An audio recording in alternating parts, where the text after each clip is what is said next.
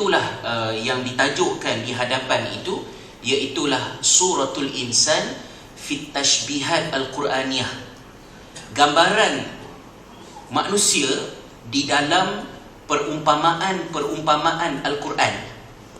Jadi tajuk ni mungkin agak membosankan bagi setengah orang kan. Macam tak rock betul lah tajuk ni kan ya. Malas dengar kan ya.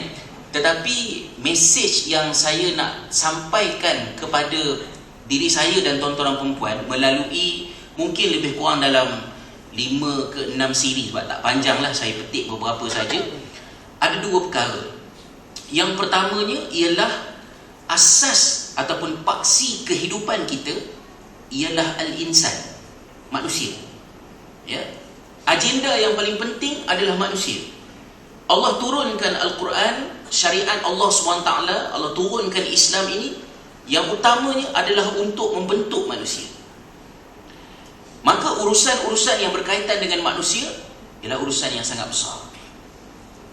Kemudian yang kedua, ia melebihkan manusia daripada makhluk yang lain pula, yang membezakan dia daripada gunung, yang membezakan dia daripada haiwan, ialah kerana manusia itu ada satu keupayaan yang tidak dikurniakan kepada makhluk yang lain, ciptaan Allah SWT, iaitulah akal fikiran dan kebolehan membuat pilihan.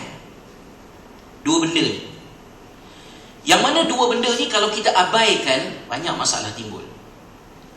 Pilihan raya telah berlalu, tetapi kesan daripada pilihan raya masih banyak ya. Bukan sahaja kesan berkaitan keputusan pilihan raya ya, sekarang ni dah digazetkan dan dah masuk dah kepada peringkat untuk petition dikemukakan secara rasmi ke mahkamah ya, untuk penipuan-penipuan yang berlaku. Tetapi dalam masa yang sama, kesan pilihan raya yang saya maksudkan itu adalah kesan kemanusiaan, kesan keinsanan. Bagaimanakah pilihan raya yang tertangguh begitu lama telah mempengaruhi cara berfikir ya, telah mempengaruhi cara berhujah, cara mempercayai yang berlaku di kalangan kita, yang memerlukan kepada Al-Quran untuk repair dia balik. Jadi saya pilih tajuk ini untuk kita bincangkan bersama, kerana Al-Quran adalah merupakan petunjuk dalam kehidupan kita. Firman Allah Subhanahu Wa Taala di dalam surah Al-Baqarah ayat yang kedua ya, kata Allah Subhanahu Wa Taala, Alif Lam Mim, Dzalikal kitabu la raiba fihi hudan lil muttaqin. Alif Lam Mim, itulah dia Al-Kitab, yakni Al-Quran, yang tidak ada keraguan padanya, petunjuk bagi orang-orang yang bertakwa. Walaupun dalam Al-Quran ada sejarah, dalam Al-Quran ada sains, dalam Al-Quran ada undang-undang, dalam Al-Quran ada macam-macam benda, tetapi kesemuanya itu berfungsi adalah untuk menjadi petunjuk. Petunjuk dalam erti kata, kalau ada masalah, Al-Quran memberikan kunci dia. Sebab itu kalau kita tengok satu tabiat yang wujud ya, pada seorang tokoh Islam yang terkenal daripada benua India ya, Abul A'la Al-Maududi ya, Abul A'la Al-Maududi ni ada satu tabiat, iaitu apabila dia kebuntuan, dia buntu tak dapat jawapan terhadap apa-apa isu lah, dia akan buka Al-Quran dan dia akan bacalah mana-mana je pada Al-Quran, dan dia akan bertemu dengan jawapan. Bukan jawapan langsung, tetapi petunjuk untuk bertemu dengan jawapan tadi. Sebab itu tuan-tuan dan puan-puan, kita tidak boleh menjauhkan diri daripada Al-Quran. Dalam satu cerita rakyat yang diungkapkan dalam kisah Nasruddin Hoja ya, kalau ada tuan-tuan dan puan-puan pergi Turki, selain daripada belilah apa-apa benda nak beli semua, cuba cari satu buku koleksi lawak jenaka Nasruddin Hoja ya, Nasruddin Hoja. Tulisnya lawak jenaka, tetapi lawaknya bukan lawak kosong. Watak watak seperti Nasruddin Hoja ni ada dalam pelbagai bangsa. Ya, dalam bangsa Iran ada kaum di Isfahan, orang Arab ada Juha, orang Melayu juga ada Pak Pandir. Pak Pandir tu nampak macam bodoh, tapi dalam bodohnya itu ada sesuatu yang dia nak sampaikan sebagai satu kritikan santai untuk orang-orang yang berfikir. Dalam cerita Nasruddin Hoja ni, satu hari, dan saya juga ada memasukkannya dalam buku e-book saya, Tak Kenal Maka Tak Cinta, kisah ni. Nasruddin Hoja ni mencari-cari sesuatu di halaman rumah dia. Dia duduk cari-cari.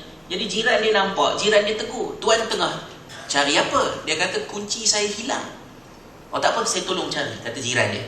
Jadi jiran pun tolong cari kat halaman rumah dia. Dah puas cari tak jumpa, akhirnya jiran dia tanya, "Tuan ingat tak sebenarnya kunci itu hilang kat mana?" Jadi kata Nasruddin Hoja, "Saya hilang kunci itu kat dalam rumah saya." Jadi kata jiran dia, "Kalau hilang kat dalam rumah, kenapa cari kat dalam rumah?" Kata Nasruddin Hoja, "Dalam rumah saya gelap, tak boleh nak cari, jadi saya kena cari kat luar rumah." Jadi termenung jiran dia. Jadi cerita ni cerita lawak-lawak gitulah, tapi mesej dia sangat besar. Bagaimana Nasruddin Hoja yang tahu bahawa dia kehilangan kunci di dalam rumah, tetapi kerana rumahnya gelap, dia sanggup cari di luar rumah. Jiran yang baik hati pun pergi tolong sama, tak jumpalah sebab bendanya ada kat dalam. Betapa peliknya umat Islam pada hari ini yang sedar mereka kehilangan sesuatu dan tahu benda yang mereka hilang tu ada dalam agama mereka, ada dalam diri mereka, tetapi mereka meraba-raba mencari di luar kerana mereka takut dengan gelapnya dunia Islam itu. Gelapnya macam mana? Antaranya tak kenal Al-Quran. Seorang profesor dah habis baca beribu-ribu buku, menulis beratus-ratus makalah ilmiah, ada satu buku yang dia tidak kenal dan dia tak baca, tak faham. Satu-satunya buku yang dijanjikan Allah memberikan jawapan dan keselamatan pada hidup dunia dan akhirat, iaitu Al-Quran.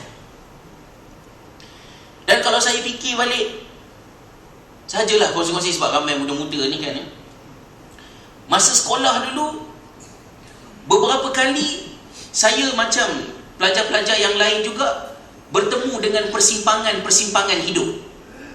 Persimpangan hidup ni, tingkatan 1, tingkatan 4, lepas SPM nak masuk universiti mana, tu persimpangan hidup. Darjah 6 dapat tawaran nak pergi sekolah mana. Lepas SRP, PMR dapat tawaran nak pergi bidang mana ni, tingkatan 4 ni, sastra ke, sains ke apa ke. Kemudian lepas SPM nak sambung belajar dalam bidang mana. Ada satu perkara yang saya cuba pertahankan masa budak-budak dulu lah, tak fikirlah dalam sangat. Ialah macam mana pilihan pun nak pergi kelas sains, pergilah kelas sains. Tapi ada satu benda yang paling saya takut, iaitu saya takut saya tak boleh belajar bahasa Arab. Kerana saya tak boleh membayangkan macam mana saya nak jadi orang Islam kalau saya tak faham bahasa Arab. Yang kalau saya tak faham bahasa Arab, dunia Islam saya gelap. Saya bergantung kepada orang lain untuk faham agama saya sendiri. Maka sebab itulah tingkatan 4 masuk kelas sains, oleh kerana tak dibenarkan untuk ambil bahasa Arab dalam SPM, tinggalkan kelas sains, lari masuk kelas lain pun tak apalah, yang penting ada bahasa Arab dalam SPM. Lepas SPM pun dapat tawaran pergi sambung bidang lain, tak berani. Satu tak minat, lepas tu tak boleh. Nak juga ambil bidang agama tu, satu sebab nak